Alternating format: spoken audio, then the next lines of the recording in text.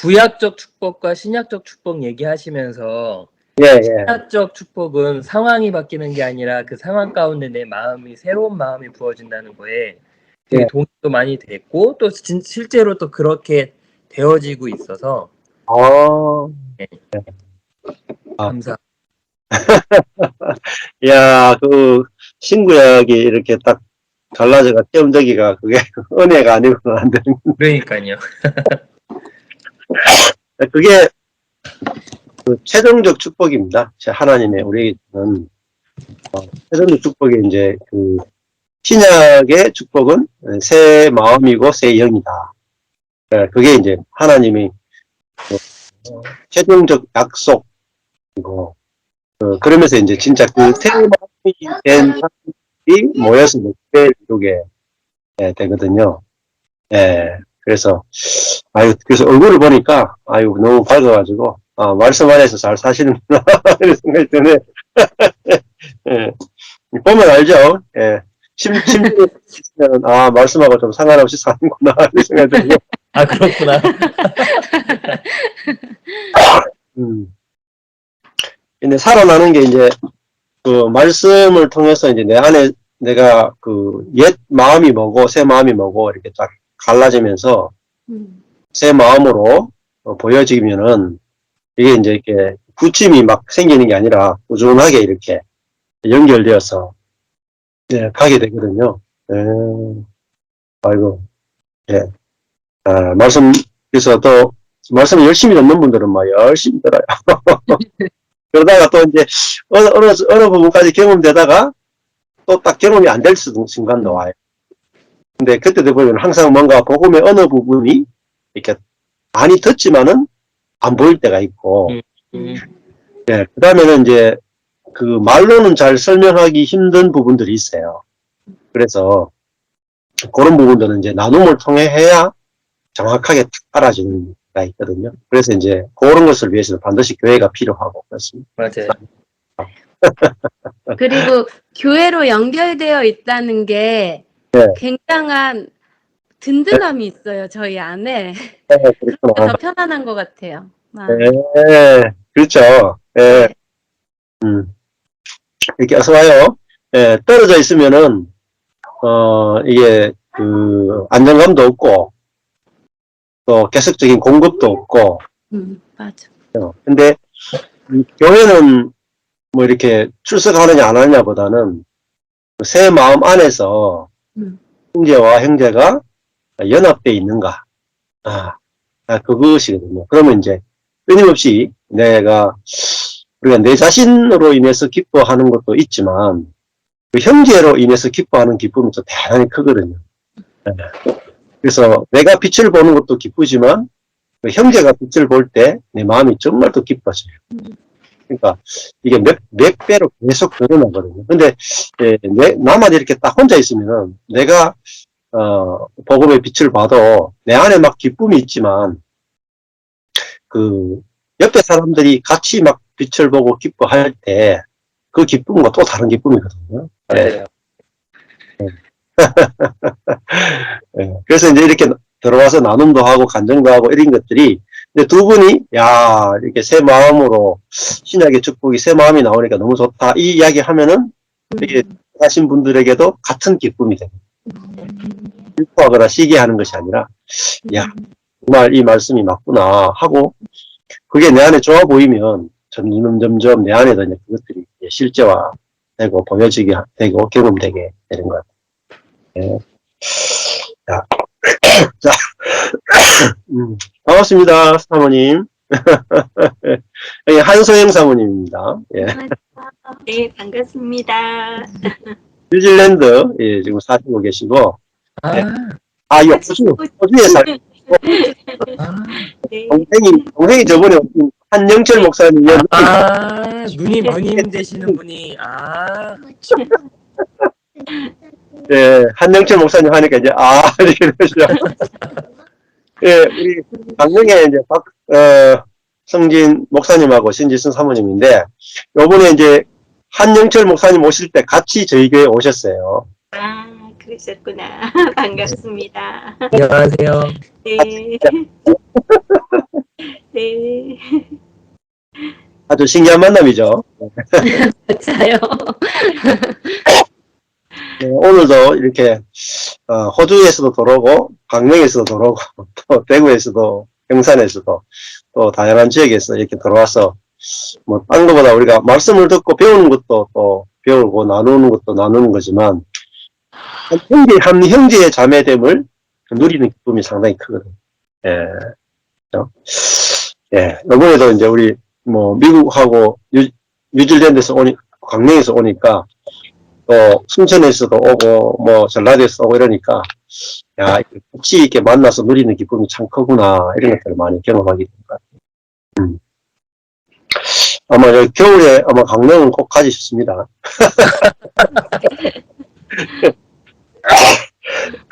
예, 오늘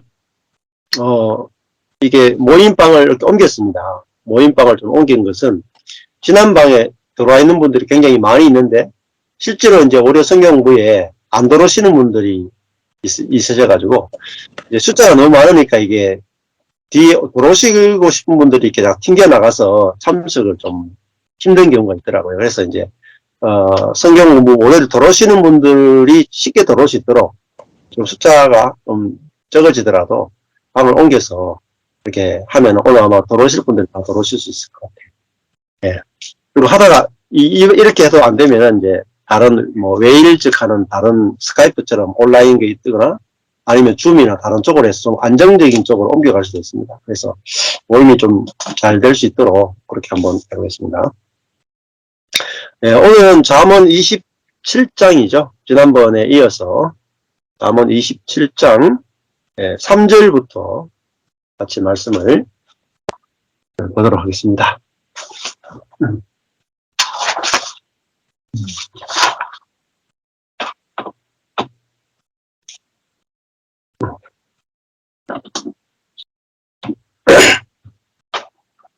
네, 잠언 27장 3절입니다.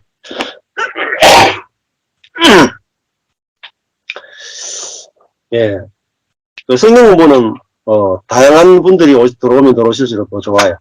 네, 왜냐면은 제가 이렇게 말씀을 전할 때 이게 제 앞에 계신 분들을 보면서 이분들의 상황에 맞게 말씀이 이렇게 나오거든요.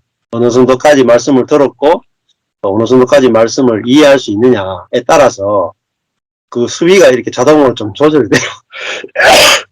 근데 그러다 보니까 그 성경 공부마다 이렇게 넓이나 깊이나 이런 부분들이 차이가 좀 나게 되죠.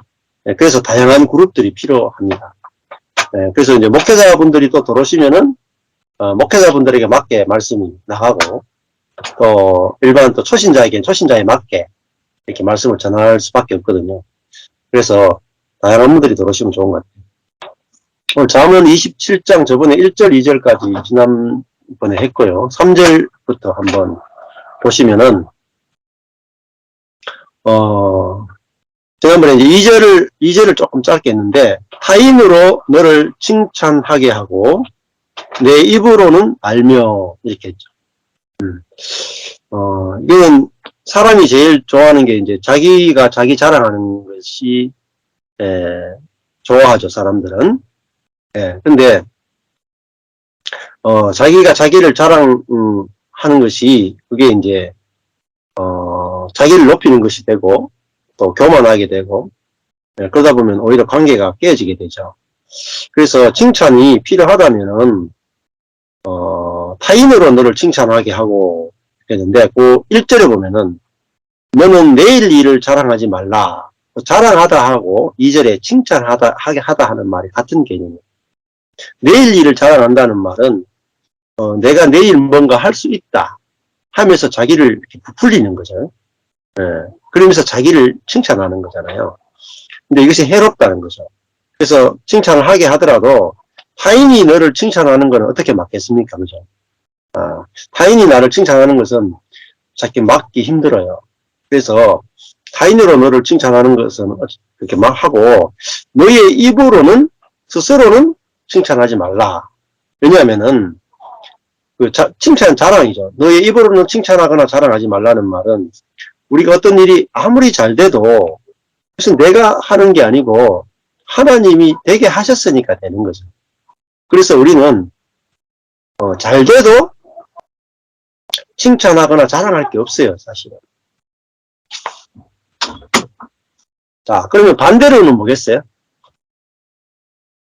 내가 잘 되는 것도 자랑하거나 칭찬하는 것이 없어야 안 될 때도 부끄럽거나 수치심을 느끼지 않는 거예요. 그렇죠? 내가 잘 돼도 주님의 덕이고 못 돼도 주님의 뜻이 있단 말이에요. 예. 그래야 우리가 높고 낮음이 없고 형제와 형제로 늘 만나게 되죠. 근데 이 관계는 세상에 없는 관계예요. 나된 것은 하나님의 은혜로 되어진 것입니다. 하는 이것으로 형제와 형제가 만나는 것이 교회예요. 근데 교회는 세상과 완전히 다른 거죠. 세상은 나된 것은 나 때문입니다로 만나는 곳이 세상이고, 나된 것은 하나님의 은혜입니다 하는 것이 교회잖아요. 그러니까 은혜를 빼고 나면은 다 똑같은 거죠. 그냥 다 똑같은 거예요. 예. 그러니까 밭이다. 우리 모든 사람이 밭이다. 거기에 가라지가 나도 사단이 뿌린 것이고, 밀이 나도 하나님이 뿌린 거죠. 그러니까 우리는 사실은 밭으로서 다 동일한 하나님의 은혜로 살아가는 존재, 그게 참 사람이에요. 참 사람. 그게 본질적인 인간의 존재라는 말입니다. 자, 이 존재 안에서 만나는 거죠. 근데 예를 들면은 조금 전에 이제 내 안에서 새로운 마음이 나왔다. 새로운 마음이 나왔다. 내가 새로운 마음을 만들어낸 게 아니죠. 그렇잖아요. 말씀을 들으면서 새로운 마음이 나온 거지, 내가 내 안에 새로운 마음을 내 스스로 막 만들어낼 수 없어요. 네. 말씀을 들어서 성령이 내 마음 안에서, 성령의 마음이 새 마음이에요. 내 마음이 새 마음이 아니고 성령의 마음이 새 마음이다. 근데 그 성령을 내가 조정할 수가 없어요. 그러니까 내가 조정할 수 없고 성령이 알아서 하시는구나 할 때 이게 나오는 거란 말입니다. 자, 그러니까 우리의 입으로는 할 말이 없죠. 주님이 하시는 거니까. 그리고 타인으로 너를 칭찬하게 하고가 다시 반복되기를, 외인으로 너를 칭찬하게 하고 내 입술로는 말지니라. 같죠? 네 입으로는 말며 내 입술로는 말지니라. 같은 말이죠. 두 번 이제 반복이 된다. 자, 성경에서 이 자랑하는 것이 죄고, 반대말로 수치를 하는 것도 버릇된 것이다. 자랑이나 수치나 같은 거죠. 3절에 보면은 돌은 무겁고 이렇게 되어 있죠. 돌은 무겁고 모래도 가볍지 아니하거니와. 자, 이게 뭐 돌과 모래를 이야기하고 싶은 게 아니라 분노를 이야기하고 싶은 거죠. 분노. 그러니까 돌도 무겁고 모래도 가볍지 않다. 그렇지만은 모래와 돌보다도 더 무거운 게 뭐냐? 분노라는 말이에요. 격분, 슬픔, 속상함. 이게 이제 분노가 카스예요. 속상함. 속상한 거, 격분하는 거, 혹은 슬픔, 이런 거죠. 이것은 돌과 모래보다 무겁다. 이렇게 되어 있죠. 이 감정이잖아요. 또 생각인데, 이것은 우리 인생에서 무겁다. 가볍지 않다. 이건 닮은 짐이잖아요, 짐. 얼마나 인생에서 분노가 무겁습니까? 주변에 보면은, 저도 마찬가지겠고, 내 속에서 누군가에 대해서 분노가 나가면, 분노는 상대방에 대한 정죄감이죠. 그죠? 분노는 상대방에 대한 정죄감이에요. 그런데 그 상대방을 정죄하면 정죄한 만큼 동일한 무게로 나 자신을 정죄해요. 너도 정죄했잖아. 그러니까 양쪽 다 무거운 거죠. 남에게 선악으로 판단하고 정죄할 때도 사실은요, 시원한 것 같지만 내 마음에 스트레스나 내 마음에 그 눌림이 있다면 기쁘지 않아요. 남에게 분노할 때 기쁜 사람이 있습니까? 없어요. 그래, 이게 우리 속에 율법이 있기 때문에 그래요. 기준. 근데 율법이 자기의 중심적 기준으로 작동한단 말입니다. 자기의 율법이 자기 속에 있단 말이에요. 그 기준에 맞춰가지고 남을 판단하고 정죄하게 되죠. 율법을 가지고. 그러다 보니까 남을 정죄하는 나를 또 정죄해. 이중적 정죄에 빠져요. 근데 이중으로 끝나느냐? 아니에요. 하나님께 대해서 두려움이 또 생겨. 그리고 또 환경에 대해서도 내가 이렇게 남에게 분노했는데 내가 일이 잘 되겠나? 또 환경에 대해서도 또 두려움이 생겨요. 그러니까 분노는 정죄감, 수치심, 염려, 두려움, 모든 것을 다 맡겨요. 왜냐면 이게 죄니까요. 죄는 이런 것들 다 만들어내는. 근데 분노는요, 이 자아, 천연적 자아 안에서는 자동이죠, 자동. 자동으로 판단하고, 율법이 저절로 나오고, 저절로 분노하게 돼 있어요. 막을 수가 없어요. 화산 폭발처럼 막을 수가 없어요. 안 하고 싶은데 분노하게 된다. 자, 근데 분노는 왜 나오느냐 하면요. 미련한 자의 분노는, 미련한 자의 분노. 미련하다가 애윌인데요. 어리석은 자의 분노는. 자문에서 어리석다 하는 것은 뭐냐면은, 어리석다는 것은 말씀을 모르는 거죠. 예. 말씀을 모르니까 어리석은 거죠. 말씀을 모른다 하는 게 뭐냐면은, 하나님이 말씀하시는 인간에 대해서 모른다, 인간에. 인간이, 흙에 불과하고, 피조물에 불과하고, 아무것도 아닌 그런 존재예요. 그런데, 미련한 자라 하는 것은, 자기가 뭔가 된 줄로 아는 거죠. something. 자기가 뭔가 된 줄로 아는 자는 넘어질까 조심하라. 이렇게 나오잖아요. 그러니까, 그건 무슨 말이냐면, 내 속에서 율법이 나간다는 것은 무슨 말이냐면, 내가 저 사람 위에 있다라는. 예. 내가 어떤 사람에 대해서 판단하는 것은 내가 그 사람 위에 있다는 거예요. 자, 내가 다른 사람에 대해서 판단이 나왔으니까 분노할 거 아니에요?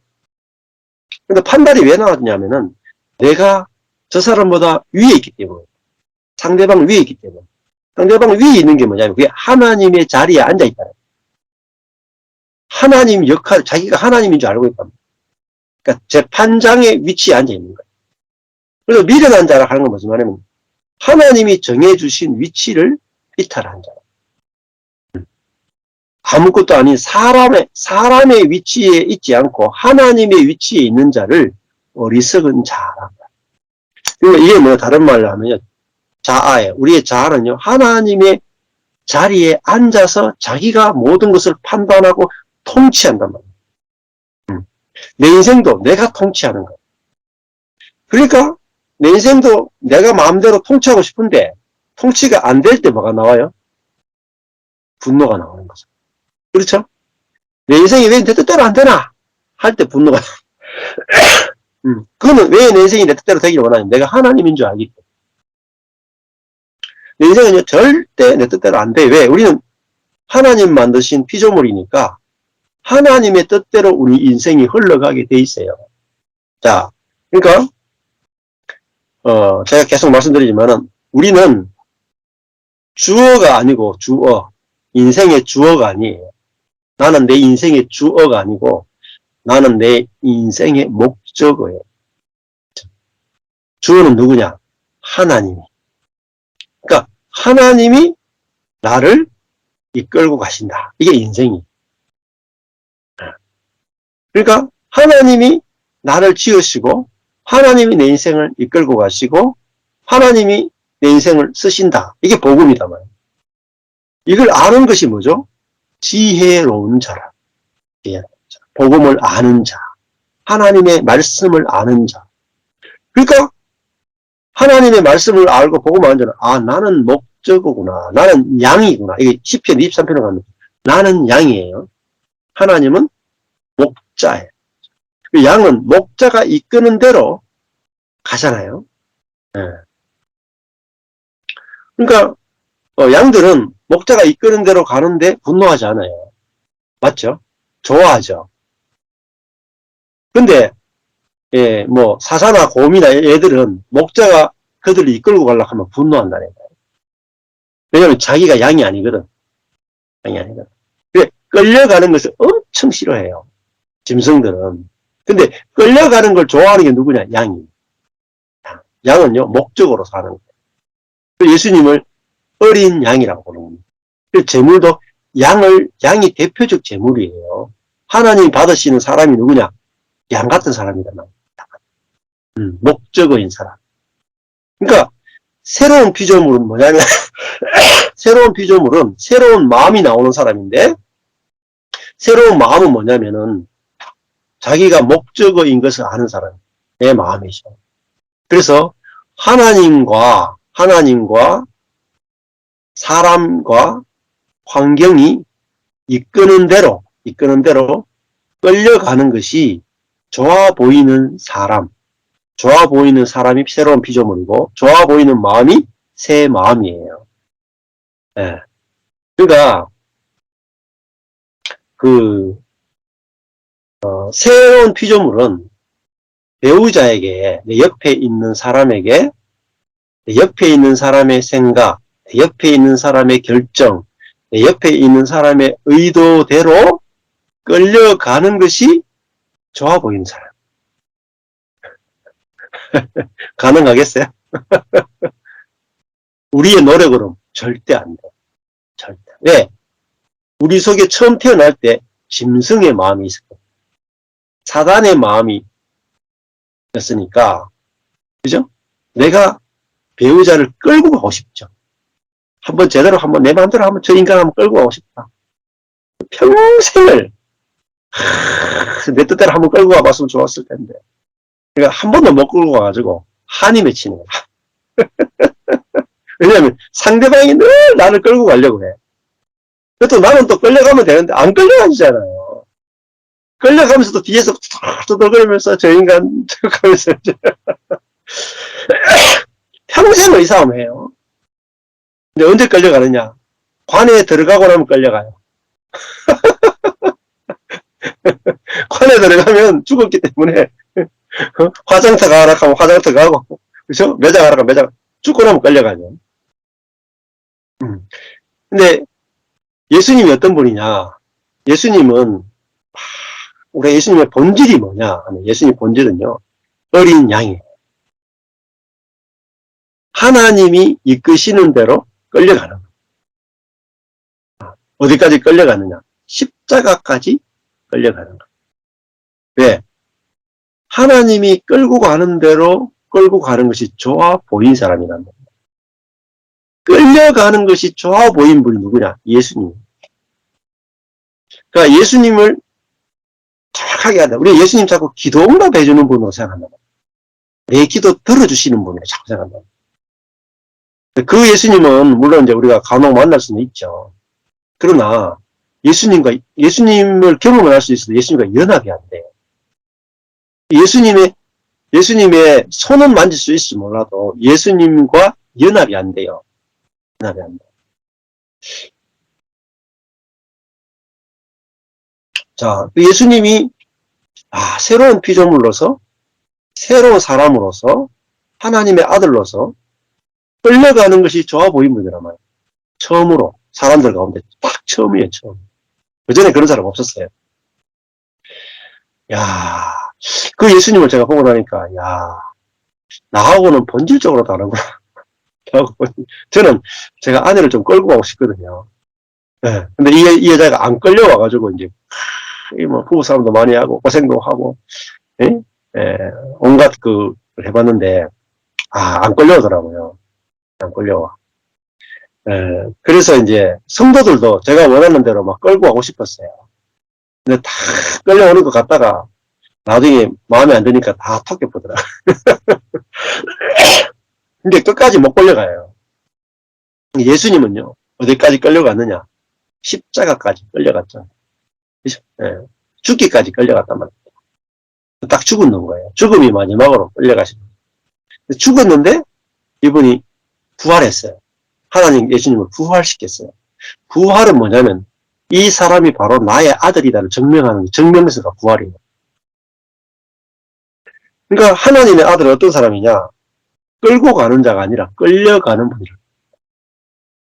자, 이게 정말 중요한 겁니다. 이게 하나님 나라를 보는 시각이에요. 예수님은 하나님 보좌 우편에서 통치하시잖아요. 근데 어떻게 통치하느냐? 끌려가는 분으로 통치하신다. 세상의 통치는 왕이 백성을 끌고 가잖아요. 자기 뜻대로 끌고 가요. 그러니까 백성들이 미치죠. 자기 뜻대로 끌고 갈 때는 기분 좋지만 내 뜻대로 안 끌고 가면 막 괴로워 죽겠는 거예요. 근데 예수님은 어떤 분이냐? 끌려가는 왕이시단 말이에요. 끌려가는 왕. 그게 마가복음이에요. 끌려가는 왕. 죽으러 가는 왕이란 말이에요. 사람이신 왕이란 말입니다. 네? 미련하고 약한 왕이란 말입니다. 네.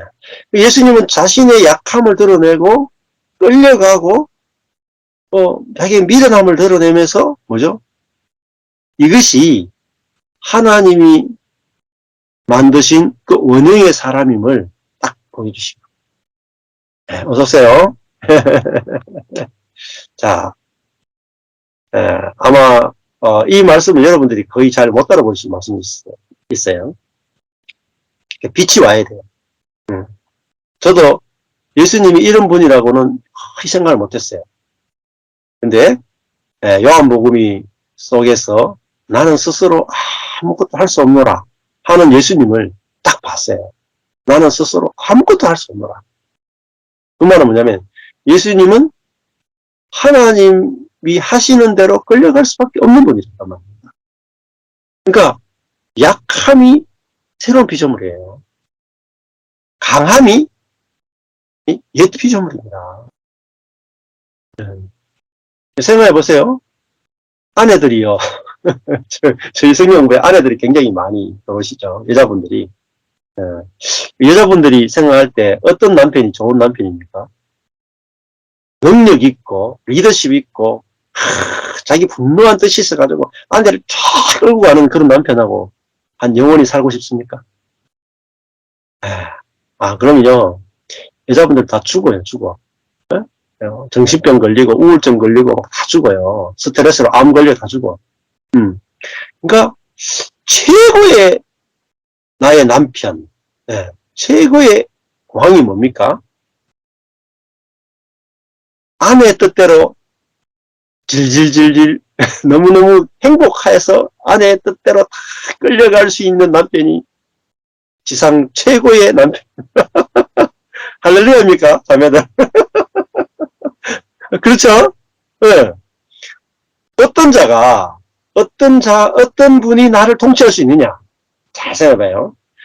자매들이 어떤 남편만이 나를 영원히 통치할 수 있느냐? 아내의 뜻대로 끌려올 수 있는 남편만이 나를 영원히 감동시키고 영원히 나를 끌고 갈 수 있어요. 안 그래요? 그분이 누구냐? 예수라. 예수님은 우리를 막 끌고 가시는 분이 아니라 자기가 하나님의 손에, 군병들의 손에, 사람들의 손에, 재판장에 끌려갈 수 있는 거죠. 그러니까 어린 양이죠. 근데 처음에는 몰랐죠. 이렇게 끌려갈 수 있는 분이 하나님의 아들이라고는 상상도 못했죠. 엄청난 능력으로 사람들을 심판하고 끌고 갈 수 있는 분으로 생각했단 말입니다. 여기에 비밀이 담겨있고 아이러니가 담겨있는 거예요. 그러니까 어떤 목사가 참 목사냐? 끌고 가는 목사가 아니고 끌려가는 목사예요. 이 완전히 생각이 달라져야 돼요. 어떤 남편이 좋은 남편이냐? 끌고 가는 남편이 아니라 끌려가는 남편. 어떤 아내가 참 아내냐? 남편을 끌고 가려고 하는 아내가 아니라 남편에게 끌려가는 것이 좋아 보이는 아내가 아니라. 그러니까 서로가 새 마음이 어떻게 했어요? 자, 서로가 자아가 죽고 거듭난 남편과 아내가 만났어요. 그러면은 대화가 어떻게 되겠어요? 네 뜻대로 하세요 밖에 없어요. 네 뜻대로 하세요. 예? 네 뜻대로 하세요. 남편도 아내 뜻대로 하세요. 아내는 남편 뜻대로 하세요. 예. 결정이 좀 안 나서 문제죠. 그죠? 그게 뭐냐? 새 마음이고 화목이죠. 자기 뜻이 없잖아요. 예. 자기 뜻이 죽었단 말입니다. 자기 뜻이 죽었다는 말은 자기 뜻이 좋아 보이지 않는 거예요. 죽음이라 하는 것은 좋아 보이지 않는 거예요. 내 뜻대로 하려고 하니까 지옥이잖아요. 예수님의 기도가요, 뭐, 딱 한마디로 하면 겟세마니 기도예요. 겟세마니. 내 뜻대로 마시고 아버지 뜻대로 하옵소서. 이게 기도예요. 기도. 이게 예수님 안에 성령으로 인해서 나오는 기도랍니다. 우리도 그러면은 진짜 우리 안에 새 생명의 생명의 성령이 우리 안에 딱 있습니다. 그래서 생명의 성령이 언제 나오느냐? 내 자아가 깨질 때 나오는 거예요. 근데 구약의 성령은 내 자아가 안 깨지고 그냥 부어진 성령이 나오는 거예요. 그러니까 부어진 성령은요, 자아가 더해져서 나오는 거예요. 어떨 때는 정말 이 성령이 대단한 것 같아도 어떨 때는 보면 자아의 색깔로 막 문제가 생겨가 막 나온단 말입니다. 그런데 이 자아는 정말 거짓된 것이구나 할 때 우리 속에서 부활의 성령이 나온다. 생명의 성령이 나온다. 그것은요, 자기 중심성을 깨뜨리고 나오는 거라고. 자아의 자기 중심성을 깨고 나오니까, 죽이고 나오니까 자기 뜻이 없는 영이 나온단 말이에요. 그러니까 분노가 안 나오게 되고, 분노가 나오더라도 그것조차도 패스가 된단 말이에요. 그래서 새로운 사람은 어린 양이다. 어린 양과 같은 사람이다. 그래서 그 어린 양은 끌려가는 것이 좋아 보이는 사람이다. 그래서 환경의 파쇄와 말씀이 내한테 와서 복음의 비밀을 깨닫게 해주고 예수 그리스도가 끌려가신 왕이시구나가 보여질 때 그 끌려가신 왕이 그러니까 참 왕이지. 그러니까 나는 이거 끌려가신 이 예수님이 나는 너무 좋아 보이면 주님 나도 주님처럼 끌려가는 존재로 살고 싶습니다. 내가 하나님께 끌려가서 하나님의 뜻을 이루어드리고 내가 내 이웃에게 끌려가서 이웃의 뜻을 이루어주고 내 마누라에게 끌려가서 마누라의 뜻을 이루어주고 자식에게 끌려가서 자식의 뜻을 이루어주는 이런 삶이 좋아 보이는 거예요. 그래야 교회가 되고 그래야 천국이 되지 않겠습니까? 네. 여기서 우리가 쏘았단 말입니다. 예수 믿으면 능력받아서 내가 마음대로 누군가를 끌고 갈 수 있는 사람이 되는 게 아니 대형교회 목사가 되는 게 아니라 진짜 그리스도 안에서 새로운 사람은 하나님과 환경과 사람에게 끌려가는 것이 좋아 보여요. 이 누구냐? 잔느 기영이에요. 잔느 기영의 생애를 꼭 읽어보세요. 읽어보는데 포인트가 뭐예요? 잔느 기영은요, 하나님과 사람과 환경에게 끌려가는 것이 좋아 보인 여인이에요. 이 핵심 포인트예요. 빨간 줄자 끄십시오. 제가 아무리 설명드려도 잘 못 알아들었어요. 잔느 기영이 제가 대단하다 하는 게 아니에요. 잔느 기영의 삶이 우리에게 이 복음을 빛을 탁 비춰준단 말입니다. 비춰준다. 자, 그래야지 내가 다른 예수를 봐야 된단 말이에요. 다른 하나님, 다른 예수, 다른 성령을 보는 게 아주 중요해요.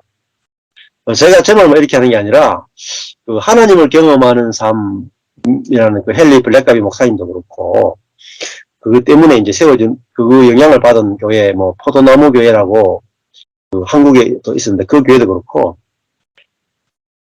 거기서 이제 하나님, 예수님, 성령님을 이야기하면서 뭐라고 말하냐면은 하나님과 예수님과 성령님은 스캔들, 걸림돌이 된다 이렇게 말해요.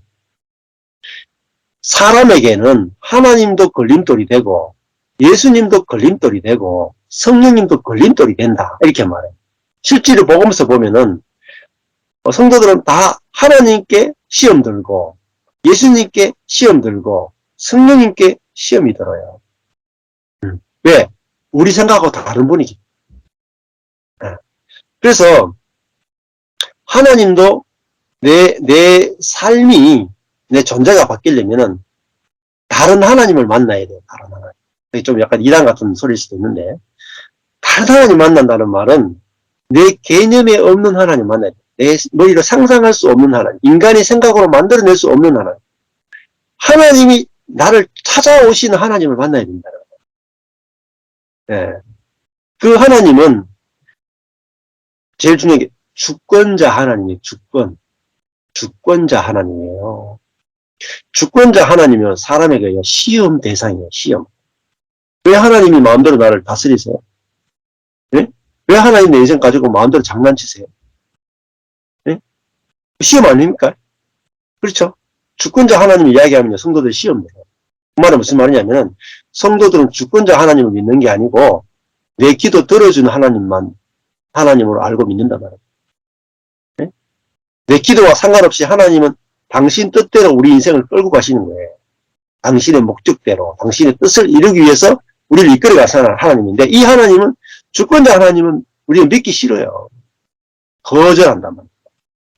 예, 그게 욥기가 하나님은 주권자이시다. 욥의 인생을 마음대로 쓸 수 있다. 그걸 이야기해 주는 게 욥기예요. 자, 내가 내 마음대로 할 수 있는 하나님에서 주권자 하나님으로 탁 바뀌어야 된다. 그 다음에 율법의 하나님에서 은혜의 하나님으로 탁 바뀌어야 돼요. 그 다음에 예수님도 마찬가지입니다. 예수님도 하나님으로 이 땅에 사신 분으로 믿으시면 안 된단 말입니다. 예수님은 하나님이시지만 이 땅에서는 사람으로 사신 그리스도를 만나야 된다. 사람으로서 하나님됨을 버리시고 사람으로만 사셨다. 근데 어떤 사람으로 사셨느냐? 참 사람으로 사신 거예요. 참 사람으로 사셨다. 그 선악과를 먹지 않는 분으로 사셨단 말입니다. 그러니까 또 하나님처럼 되지 않은 사람으로 사셨단 말입니다. 사람의 위치에서 사신 분이라고 더 쉽게 씁니다. 피조물로 사신 분이라고. 그 전에 사람들은 전부 다 사람인데 사람의 자리를 떠나가지고 하나님으로 다 살았단 말이에요. 자기가 다 하나님이라. 하나님도 자기가 부릴 수 있는 종에 불과했단 말이에요. 근데 예수님은 정말 하나님 앞에서 사람으로 사신 분이에요. 사람으로. 그게 예수님과 우리의 차이죠. 근데 예수님이 처음으로 창조주 하나님 앞에서 피조물인 사람으로 사셨어요. 그분이 바로 예수예요. 그게 대단한 거예요, 사실은. 왜냐면 한 사람도 피조물로 산 사람이 없어요. 근데 예수님은 피조물이 조합을 했단 말이에요. 하나님 앞에서 하나님의 자리에 앉는 것이 좋아 보인 게 아니라 사람의 자리에서 하나님으로부터 은혜를 받아 사는 삶. 하나님께 의존되어 사는 삶. 아무것도 아닌 위치에서 하나님의 은혜가 예수님은 들에 핀 백합화를 보라. 그 들에 핀 백합화를 보고도 하나님의 은혜가 다 깨달아지는 거예요. 공중에 나는 새를 보라. 공중에 나는 새를 보고도 뿌리지도 않고, 그죠? 거두지도 않고, 창고에 모아들이지도 않는데, 저 새를 보라. 아버지가 다 먹이시고, 입히시고, 다 하신다. 예수님에게 뭐가 보이냐면, 하나님의 은혜가 눈에 확 다 보였다. 왜? 예수님은 자기가 뭐 하는 것이 없는 분이기 때문에, 모든 것이 다 하나님이 주권으로 다 행하시는 걸로 보였기 때문에, 예수님은 어떤 사람보다도 하나님의 은혜를 보는 눈이 너무나 밝아요. 하나님의 통치가 다 보이고 하나님의 은혜가 다 보이니까 쉽죠. 인생이 너무너무 쉽죠. 그러면 인생이 너무너무 쉬운 거예요. 그래서 예수님은 수고하고 무거운 짐이 없는 거예요. 예수님에게는 세상이 줄 수 없는 평강이다, 평강. 평강이 있었단 말이에요. 안식이 있었단 말이에요. 자, 그래서 우리가 예수님을 알 때, 와, 예수님이 미련하고 약한 피조물로 사셨구나. 근데 그 예수님 홀로 사는 게 아니고 그 예수님과 안에는 누가 사셨느냐? 아버지가 사셨다. 그 피조물인 예수님 안에 아버지가 들어와서 연합되어 사신 분이란 말이야. 그러니까 예수님 속에서 뭐가 나타나느냐? 자신은 피조물로 사는데 나타나는 건 뭐가 나타나냐? 하나님이 나타나는 거예요. 그러니까 겉으로 보면 예수님은 하나님으로 보이죠. 근데 예수님의 본질은 사람이에요. 근데 사람이어야 하나님을 완전하게 표현해낼 수 있어요. 이게 연합의 세계. 이 연합의 세계는 인간에게요, 참 소망을 주는 거예요. 왜 소망을 주냐? 나는 사람이면 되는구나. 나는 미련하고 약한 피조물이면 되는구나. 그러면 하나님과 연합되어서 하나님의 생명과 하나님의 모든 성품과 하나님의 모든 것을 표현할 수 있는 존재가 되는 거예요. 이제 사람은 하나님과 분리된 사람을 전제하고 시작돼요. 연합으로 시작하는 게 아니라 분리해서 출발해요. 근데 복음은 하나님과 사람이 연합되었다 해서 출발하는 거예요. 출발이 달라요. 네. 그러니까 연합에서는 사람이면 되고 피조물이면 되고 미련해도 되고 약해도 되고 죄인이라도 돼요. 온전한 거예요. 그게 약하고 미련한 게 온전한 거예요. 근데 하나님과 사람이 분리돼 버리면 사람이요, 능력이 있어야 되고요, 지혜가 있어야 되고요, 모든 좋은 걸 다 가지고 있어야 돼요. 분리됐기 때문에. 네. 자, 그 전기 자동차를 보면은 전기 자동차에 전기가 충만하면 충전할 필요가 없잖아요. 네. 자기 속에 전기가 충만하면 특히 이제 바다 속에 있는 핵 잠수함 같은 거 있거든요. 원자력 잠수함 뭐 있는데 걔들은 바다 속에 오랫동안 다녀요. 한 번도 바다 위로 안 나와도 돼요. 왜냐면 그 속에 거의 뭐 이렇게 한 달, 두 달을 있어도 그 전기나 에너지가 계속 되기 때문에 딱 숨어 있을 수 있는 거죠. 근데 전기 자동차는 하루 쓰고 나면 다 방전돼 버리죠. 다시 충전해야 돼요. 근데 하나님이 만드신 최고의 사람은 뭐냐면요, 충전형 사람이에요. 계속 충전해줘야 돼요. 하나님과 연합되어야만 정상적 기능이 작동되는 사람. 그게 하나님 만드신 사람이에요. 그게 누구냐? 예수님입니다. 예수님은요, 하나님을 떠나서는 1분 1초도 살 수 없는 분이에요. 그게 뭐죠? 연약함이잖아요. 그렇죠? 절대 의존하잖아요. 그게 연합이에요. 그러니까 우리가 약한 게 좋은 거죠. 미련한 게 좋은 거예요. 내 미련함은 하나님의 지혜와 연합되는 통로가 되거든요. 네. 이거는요, 경험해 보셔야 돼요. 이게 굉장히 역설이니까 말씀이 들려서 경험을 해 보셔야 돼요. 오늘도 아까 전에 만나가지고 교제하고 나눔을 했는데, 예, 자매가 그러더라고요. 목사님 말씀을 들었는데, 저건 지식이 아닐까, 저건 생각이 아닐까, 저게 과연 되냐, 안 된다, 이렇게 생각했다는 거예요. 근데, 요번에 딱 경험이 되니까, 진짜 되네요. 진짜 되네요. 이렇게. 네. 이게 좋아 보이면 되는 게 좋아 보이면. 자, 그래서 조금 전에 하나님에 대해서 스캔들, 걸려 넘어진 시험거리가 있다. 계속 하나님 백성들이 하나님의 주권에 걸려 넘어졌어요. 두 번째, 메시아가 오기를 기다렸는데, 왕적인 능력 있는 메시아가 오기를 기다렸는데, 실제로 온 메시아는 십자가에 달려 죽는 메시아가 왔답니다. 능력은 무슨 능력의 개뿔? 십자가 달려 죽는데. 안 그래요? 다른 사람을 구원할 수 있는 능력이 없어요. 자기도 구원 못하고 죽었잖아요. 그래서 스캔들이라고 하는 거예요. 사람들이 시험에 걸려 넘어진다. 그래서 주권자 하나님이 오면 사람이 주권자 하나님을 돌로 쳐 죽여요. 그 그리스도가 오면요, 십자가 못 박혀 죽인다니까요. 왜? 사람이 기다린 하나님, 사람이 기다린 그리스도가 아니기 때문에 죽여버리는 거예요. 그게 십자가의 사건이에요. 그러니까 인간이 원하는 방식으로, 생각한 방식으로 오시지 않는 거예요. 성령도 마찬가지입니다. 성령도요, 알면은 걸려 넘으신다고. 저도 성령은 막 은사를 주는 성령, 능력의 성령, 감동을 주는 성령만 밖에 몰랐답니까요. 근데 참 성령, 생명의 성령, 부활의 성령이 오면요, 내 약함을 부끄러워하지 않고 내어놓을 수 있는 성령입니다. 네. 약함이 좋아 보이니까 약함을 마음껏 내놔도 되게 만들어주는 성령. 그게 새 마음이에요. 이 성령을 이야기하면 지금까지 알던 성령을 앓는 분들은 걸림돌이 될 수도 있다. 그렇죠? 예. 그래서 이걸 이제 그 쪽에서는 성경에도 보면 스캔달이라는 단어가 나와요. 원어로 스캔달이다. 하나님과 예수님과 성령님에 대해서 하나님의 이스라엘 백성들이 다 하나님에 대해서도 걸려 넘어졌고, 예수님에게도 걸려 넘어졌고, 성령에 대해서도 걸려 넘어진 거예요. 그래서, 와, 이 하나님 말씀을 아는 것이 얼마나 중요한가 하는 거죠. 자,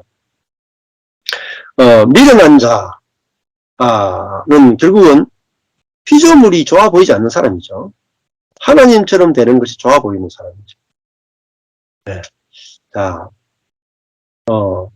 사람은 주어가 아니고 목적어예요. 사람은 주어가 아니고 목적어입니다. 하나님이 주어다 이렇게 말씀드렸죠. 그럼 다른 말 하면은 목적으로서의 사람은 사람은 목적으로서는 온전해. 그 말은 주어이신 하나님이 목적어이신 사람을 쓰면은 쓰여지는 그 사람으로서는 온전한 거예요. 하나님이 쓰시면 사람은 온전해요. 근데 사람이 자기가 주어가 돼가지고 자기가 주어가 되고 자기가 자기 인생을 쓰면 즉시 불온전하게 보입니다. 그렇죠?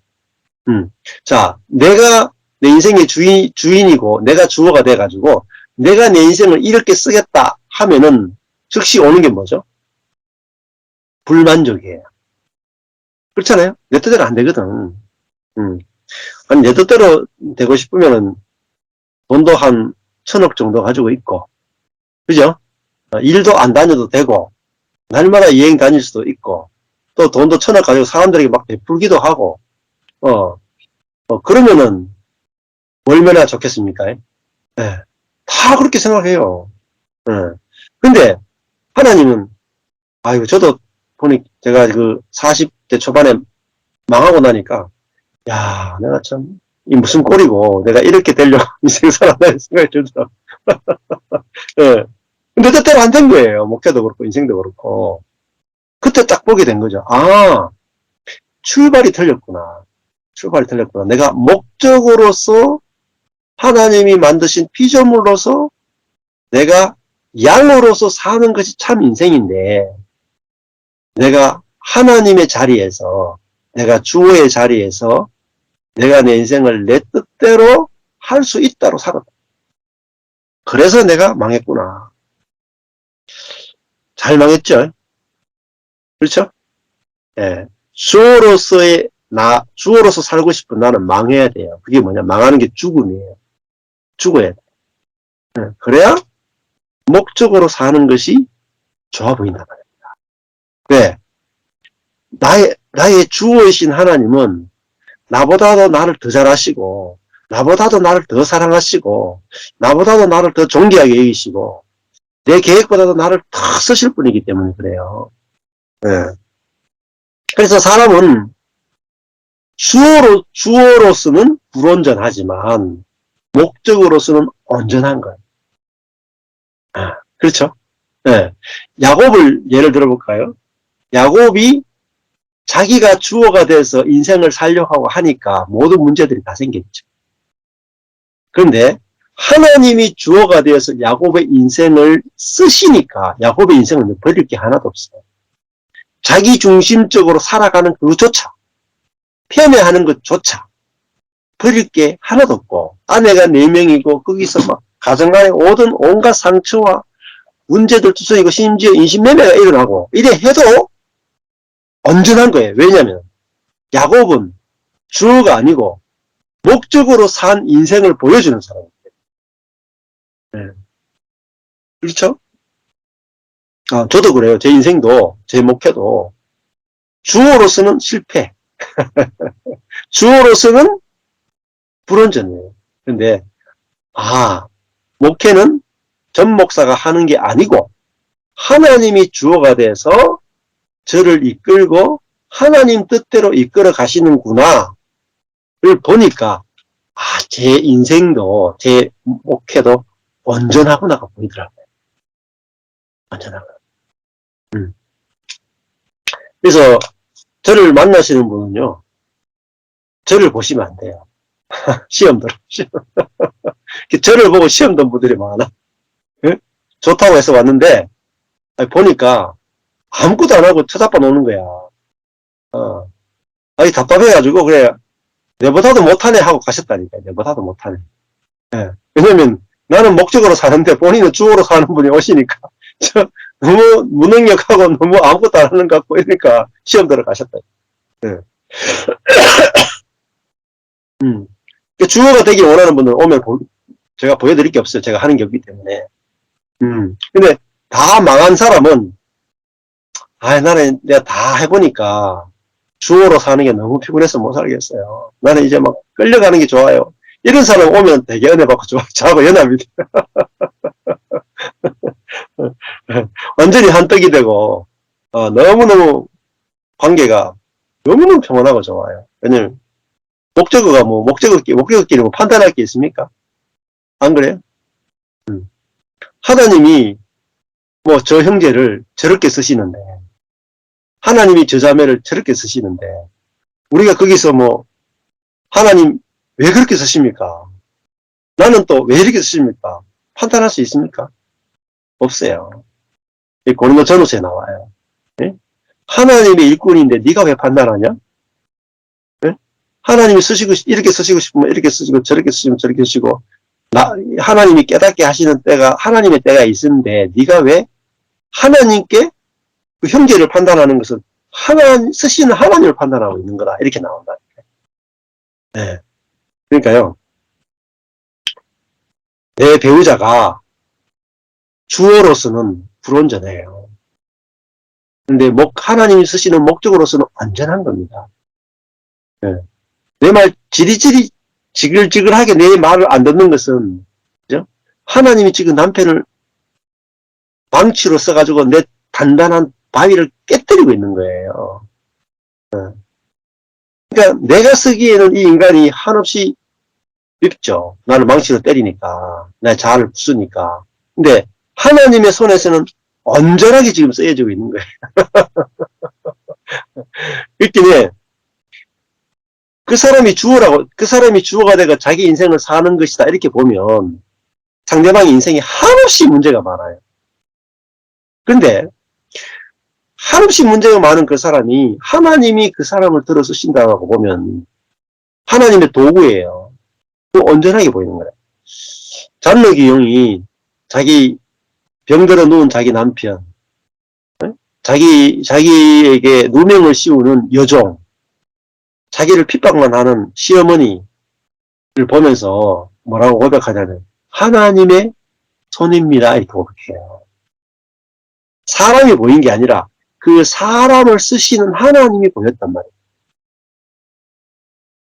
이게 하나님이 주어라는 뜻이에요. 안 그래요? 하나님이 저도 우리 마누라를 보니까 이 만족이 안 돼요. 만족이. 조금 더 순종적이면 좋겠다. 조금 더 부드러우면 좋겠다. 이 요구가 끝이 안 나요. 그러다가 그거 한번 여기 살짝 드러내면 이제 상처받았다 그러고 불이 타가지고 분노가 나가지고 부부싸움이 나고 이랬단 말입니다. 근데 하나님이 아내를 지금 쓰고 계시는구나. 하나님이 주어고 아내가 목적어구나. 이렇게 보니까, 아이고, 제가 뭐, 훈수 들 게 없더라고요. 하나님 왜 그렇게 늦게 쓰십니까? 왜 그렇게 빨리 쓰십니까? 이 부분을 왜 빨리 안 깨십니까? 이렇게 훈수 들 수 없더라고요.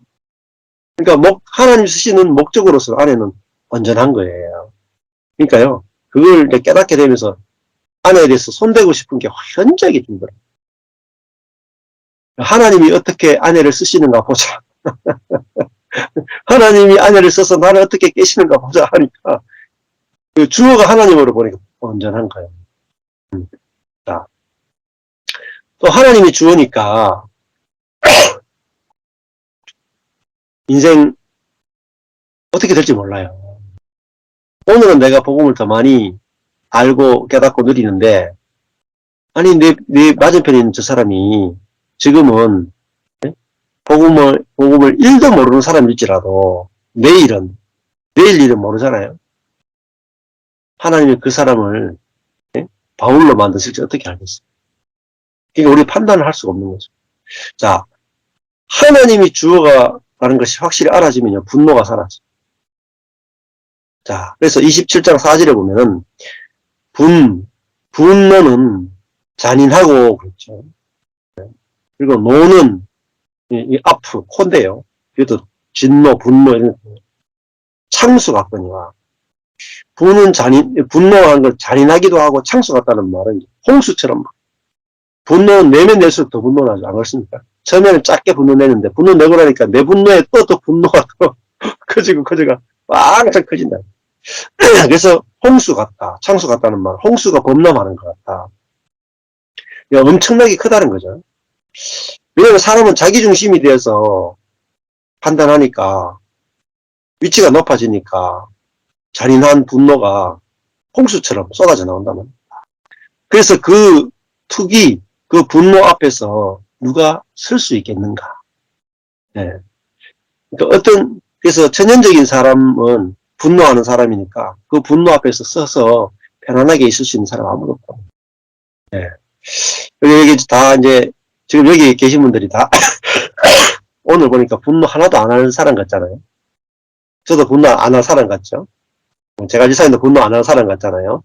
그죠? 우리 한수영 사님도 분노가 전혀 없을 것 같고, 우리 신진 사모님이나 박성희 목사님도 분노 안 할 것 같은 참 이 천사 같은 얼굴 하고 있잖아요.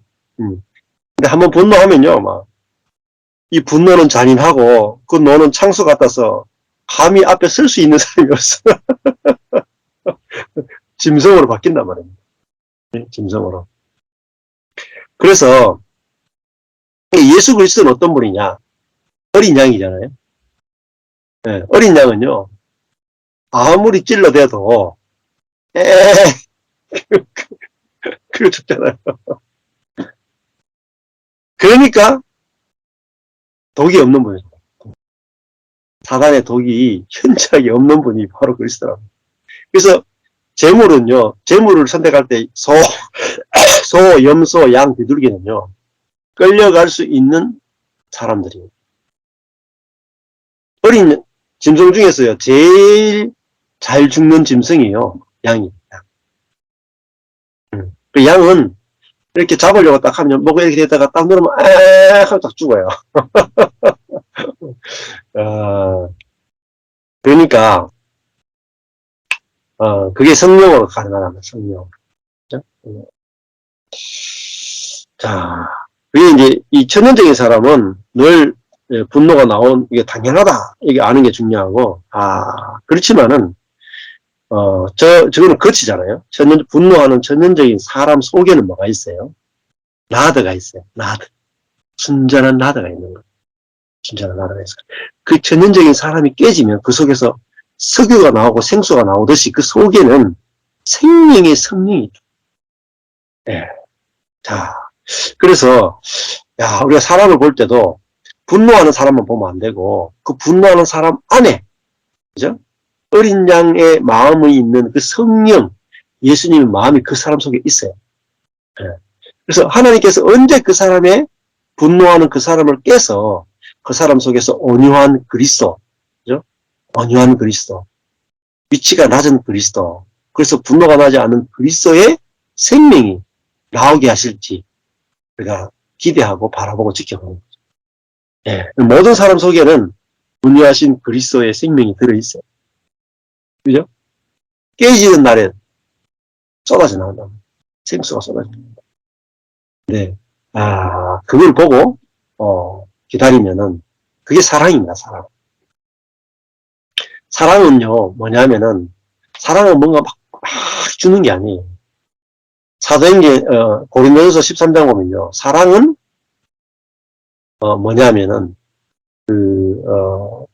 모든 것을 믿으며, 모든 것을 바라며, 모든 것을 견디는 자, 이렇게 말해요. 사랑은 뭐, 이렇게 막, 내 몸을 불사르게 내어줄지라도, 내 몸을 불사르게 내어주면 사랑이라고 생각하죠. 주는 것이 곧 사랑이 아니에요. 네.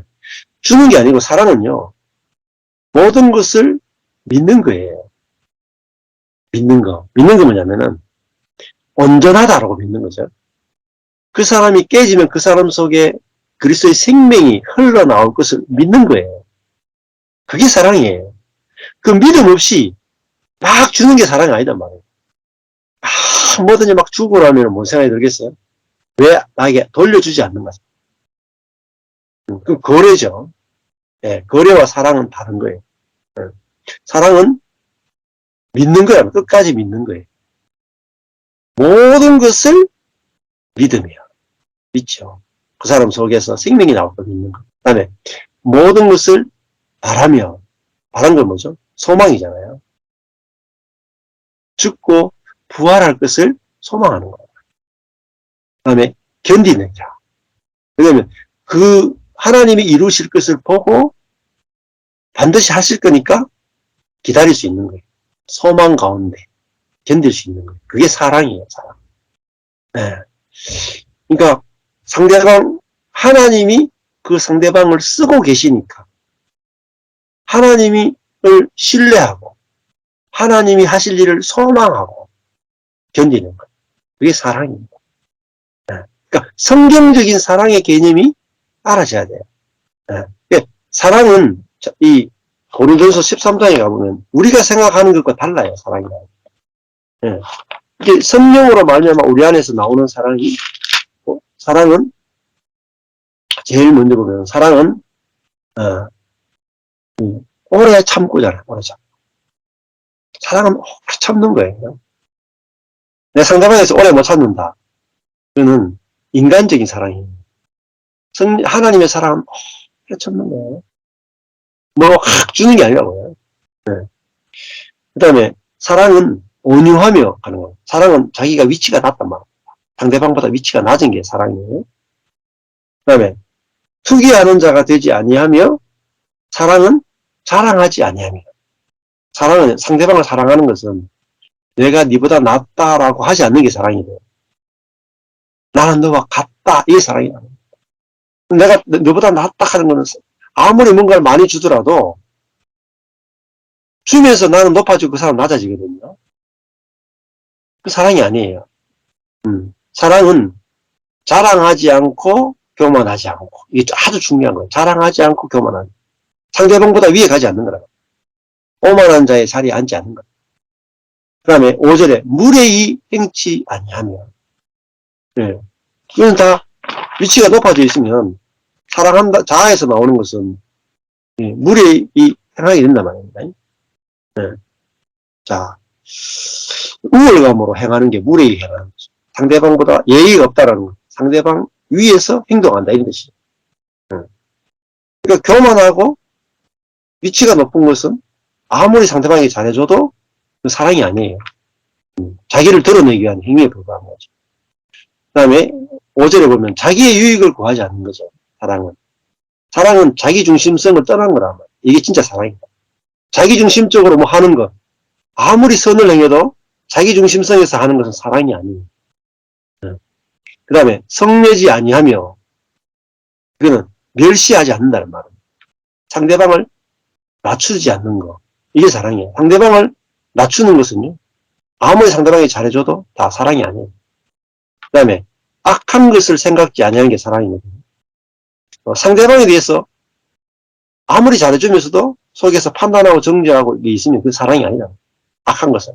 상대방에 대해서 해야 할 마음이 있다. 미워하는 마음이 있다. 판단하는 마음이 있다. 이건 사랑이 아니다. 예. 자, 그 다음에 불의를 기뻐하지 않고, 진리와 함께 기뻐하는 거. 함께 기뻐하죠. 실제, 진리와 함께 기뻐하는 거. 이게 사랑이잖아요. 상대방과 함께 복음을 기뻐하고, 교통하는 거. 이게 사랑이죠. 모든 것을 참으며, 모든 것을 믿으며, 모든 것을 바라며, 모든 것을 견딘다. 이게 참는다, 견딘다. 이게 아주 중요한 거예요. 사랑은요, 지속성이에요. 지속성. 그래서 43장 8절에 가니까 사랑은 언제까지든지 떨어지지 아니하나. 네. 사랑이 쭉 가다가 딱 끊어지죠. 네.